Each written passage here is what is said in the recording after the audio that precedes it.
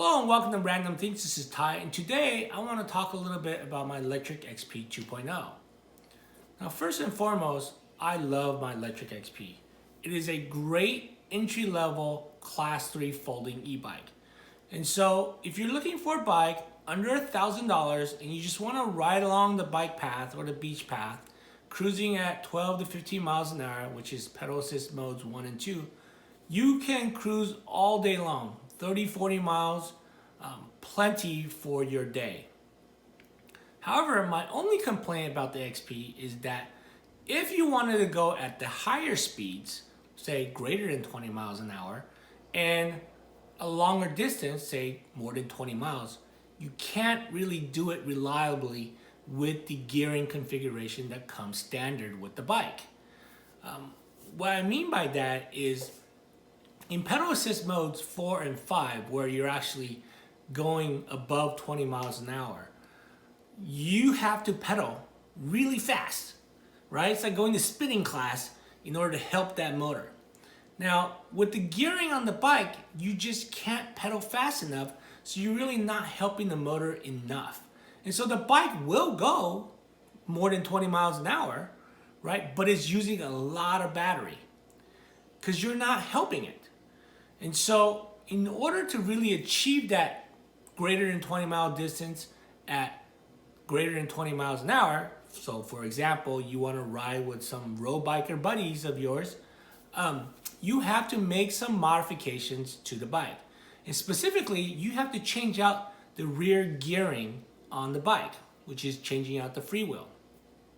So if you have the XP already, you know that there are 7 gears in the back, right? The smallest gear in the back is got 14 teeth on it. What you need to do is you need to change that cluster of gears so that the smallest gear has less than 14, say 11 teeth. And what that will do is when you're pedaling along at pedal assist 4 and 5, you are actually able to help the motor. And by helping the motor, you reduce the amp draw. You're not going to be able to go any faster per se. You're just going to reduce the amp draw. And what that means is that it's not going to draw as much energy from the battery, and then you're going to be able to achieve more than that 20 miles. You're going to be tired, but that's what's fun about this bike. It lets you keep up with the roadies while you being only moderately in shape. If I had a regular bike, there's no way I can go 20 miles an hour, no matter what, maybe not even downhill. So this bike is great. You just have to do a little bit of modification. So what I've done in this video is I've showed you the modifications that I did in order to change those gears out so that I can get that greater than 20 and 20, right? So greater than 20 miles an hour average at greater than 20 mile distance. So with that, keep watching the video. And if you found the video helpful, please hit the like and share button. If you're not a subscriber, please subscribe. That would really help me out. And I hope you enjoyed this video and it is helpful for you. I've changed the freewheel now, and now it's for the road test. Proof is in the pudding, so hopefully I'll be able to shave off a few amps at each pedal assist mode. Okay, so at PAS 4, I'm just kind of freewheeling. I still draw pretty high amperage, so you're not going to get very far. So now let me put some resistance, because now I have that smaller gear. I can actually pedal faster than the motor can go. That's going to draw my speed relatively the same, but it's drawing my amps down. So with this new gear, I should be able to get more distance. Today, we are going to change the rear freewheel on the Lectric XP 2.0. Now, what comes standard in the XP 2.0 is a 14 by 28, meaning that there are 14 teeth in the smallest gear and there are 28 on the biggest one. So when you're pedaling your bike and you're using the shifter, gear 1 would be the rear chain on this biggest gear, and gear 7 would be the chain on the smallest gear. Now, with a 14 in the back, what I've experienced is that I can't keep up in terms of the motor spins the wheel faster than I'm able to spin the crank. And so in that sense, I'm just motoring and it's not pedal assisting. And by changing to a 11 in the back, I'm hoping that I can actually help the motor pedal assist and actually get above that 25 miles an hour, which is the standard motor speed, what you will need is some tools to take the rear wheel off, and then you need a specialty tool. Okay, what this does is it will slide in there. If you look, right, there are little groove marks. So you want a tool, you need a tool that can slide in there so that you can reverse thread it or unthread it. And so you need a little tool like this. Okay, so this is the Amazon Freewheel removal tool. It's $8, pretty cheap. So let's just go over the setup for this job. I did loosen the screws for this. That's a 2.5, and then that's a 2 metric Allen wrench. And what I did is I just loosened it so that I can rotate it. And once you rotate it, when you set the bike on its handlebars, it won't be sitting on the computer and damaging the computer. I did take the bike seat out. I didn't want to have it sitting on the bike seat. And lastly, the bike is sitting on the rear racks, but I did put 2 cinder blocks to wedge the bike so that it doesn't fall over while I'm working on it. So hopefully that will work. So to get started, what we're going to do is we're going to cut this little wire tie. Make sure you cut it carefully, you don't cut the actual wire itself. And then you have to start unscrewing everything. Remove the chain guard, and then loosen the bolts, and then loosen the brakes, and then slide this out. So hopefully it will be that smooth.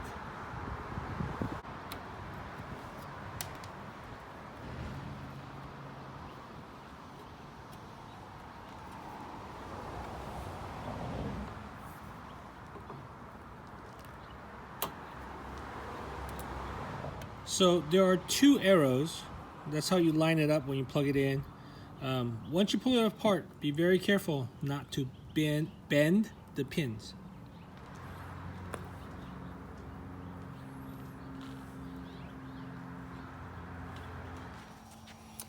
Okay, safety always. I don't want to slip and grind my knuckles into the cinder block.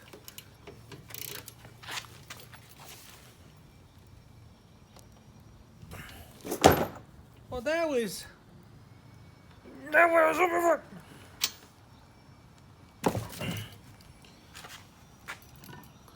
Wow, that was on just a little tight. So you have the actual nut, right? And then you have a kind of a washer, and then you have this kind of a retaining clip. And on this side you have the, looks like it's an alignment screw, if you want to call it that, that fits in this notch to kind of make sure that you slip this in correctly. So it's always good to take a little photograph or a video of how you disassemble things. That way you know which way it goes back and what goes on what side of the bracket.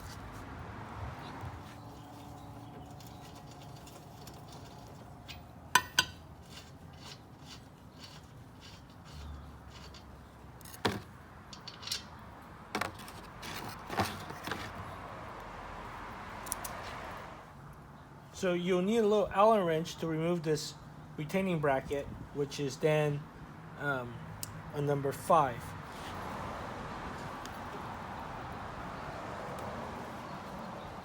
So this side's off, so let's go ahead and move to the other side. There's a little protective plastic thingy, and you just kind of slip that.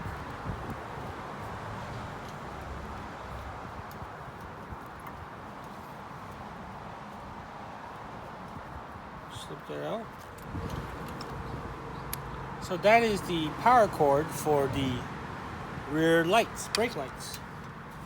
So I had to undo that so that I don't inadvertently hurt it, damage it. I'm trying to take this off.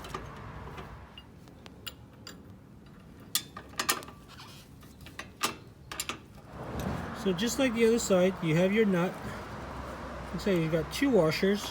You have the derailleur guard, and then you have that restraining bracket. So that's the order.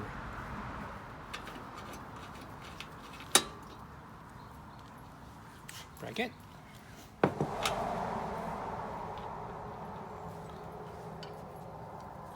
2 washers. I wonder why they use 2. Take that out.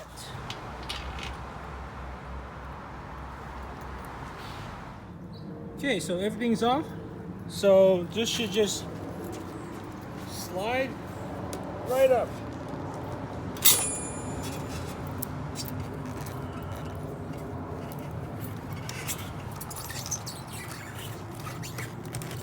Hey, come on. Woohoo! So we took the wheel off. So now we gotta try to take the freewheel off. So here's that little tool.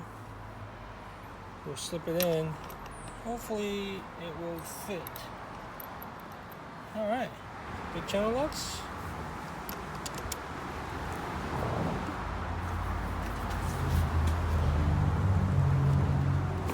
Yeah.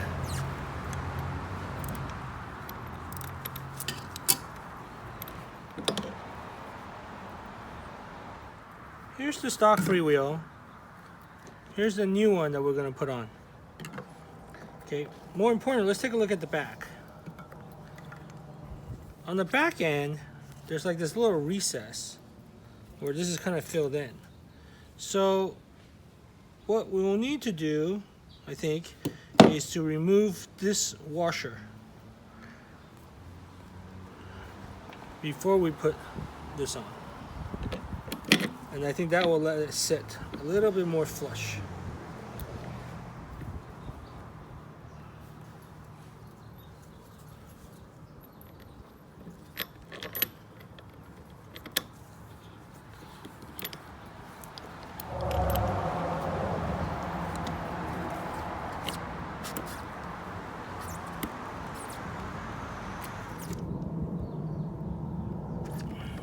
Yeah, I don't want to overdo it. I don't want to strip it. Otherwise, I won't be able to take it off in the future.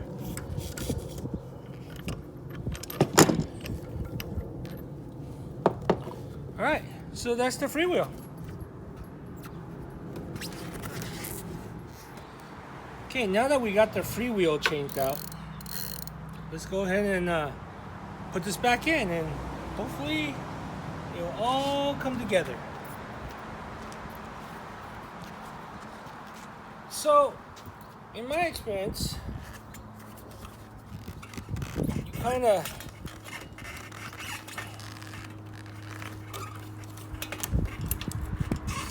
set it on the last gear, and then everything kind of drops in.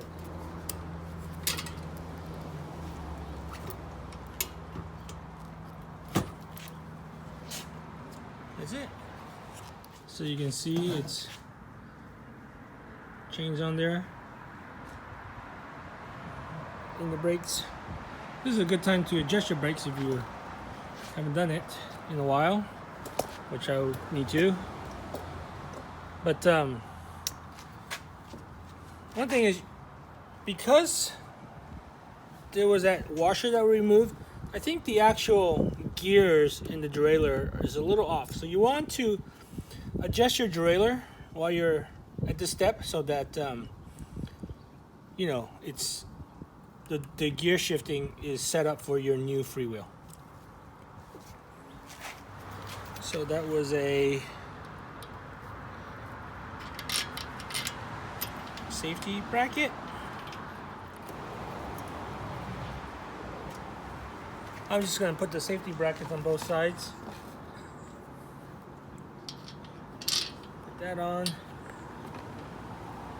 And I'll work on then tighten it down. The safety bracket doesn't affect,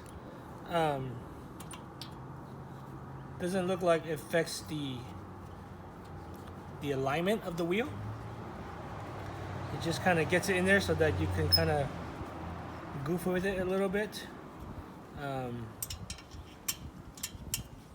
So let's go ahead and get that in there so that I can goof with it and then not worry about the wheel actually falling out while I'm goofing with it.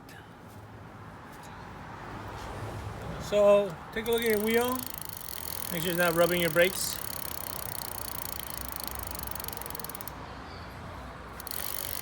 Okay, so that looks good. So we're gonna go ahead and just button everything back up.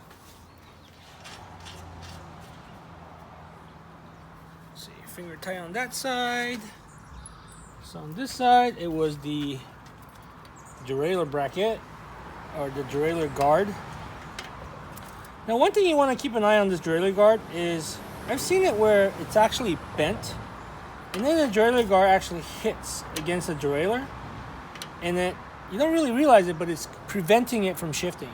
So take a look at your derailleur guard, make sure it's not pushing against your derailleur. Right now it's in the 7th gear, but when the derailleur is in the 1st gear, this whole piece is pushed forward. And when that happens, and if this guard is pushed forward, it won't let it come back out. So keep an eye on that.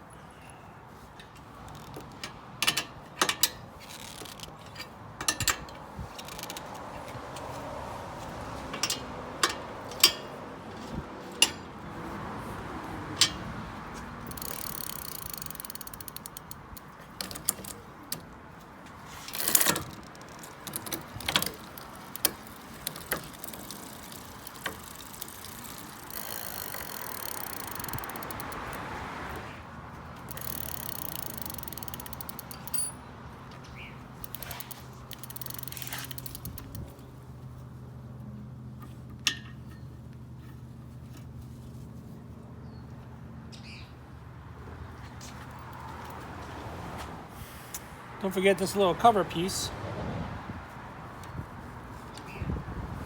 So kind of be careful not to bend any of the pins when you slide this back in.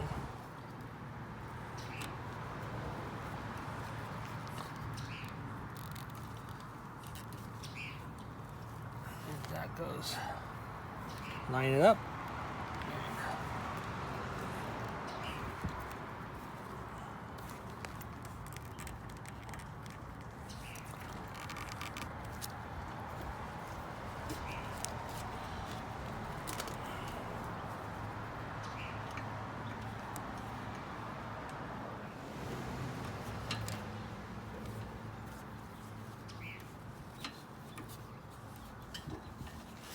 So this also has 2 little arrows. Go ahead and zip tie that. Zip tie it here and then zip tie it there. Okay, so this is the Drift Maniac freewheel that I used in this video. It's 11 to 28 teeth. This is the actual teeth count. Again, it's on Amazon, about 31 bucks. I've changed the freewheel. Now is for the road test. So let's just cycle through the computer. Pedal system mode 1, and currently drawing 1 amp. Is just started on my ride. 223 miles. 2 miles an hour. Voltage 53.4. So hopefully with the freewheel in my 20-mile ride, I will be able to average greater than 20 miles an hour and still have battery left. Okay, so this is PAS3. Without actually putting resistance on the pedals, you're looking at 6 amps going 17 miles an hour. So if I go to PAS4, there's that inrush, and then it'll steady out around 10, going 23 miles an hour. At PAS4, I'm just kind of freewheeling. I still draw pretty high amperage, so you're not going to get very far. So now let me put some resistance, because now I have that smaller gear. I can actually pedal faster than the motor can go. That's going to draw my speed relatively the same, but it's drawing my amps down. So with this new gear, I should be able to get more distance. Alright, we arrived. Let's quickly run through the stats. Let's see, obviously current is 0 because I'm not moving. And it was 1 hour and 3 minutes, but 242. The trip was 18.5 miles. We're still at 44.5 volts. So all in all, looks like the smaller cog allows you to, I guess, assist the motor and actually ride. So if you follow the math, I did 18.5 miles in just a little over an hour. So math-wise, I was averaging about 18.5 miles an hour.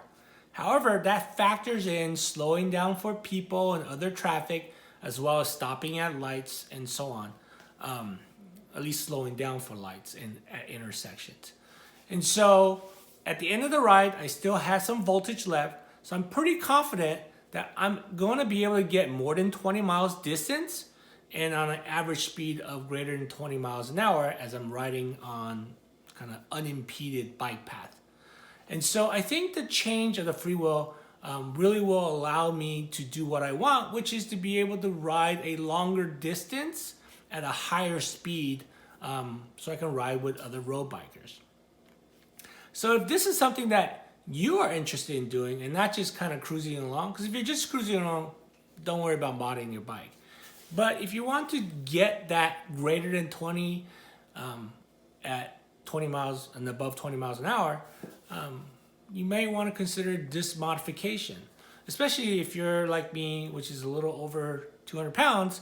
I don't fall into the exact specification of the test case that Lectric used when they promoted that they can get 20 miles at greater than 20 miles an hour. So again, I hope you found this video helpful, and if you did, please hit the like and share button. And if you're not a subscriber, please subscribe. That really would help me out. And as always, thank you for watching, and I'll see you on the next video.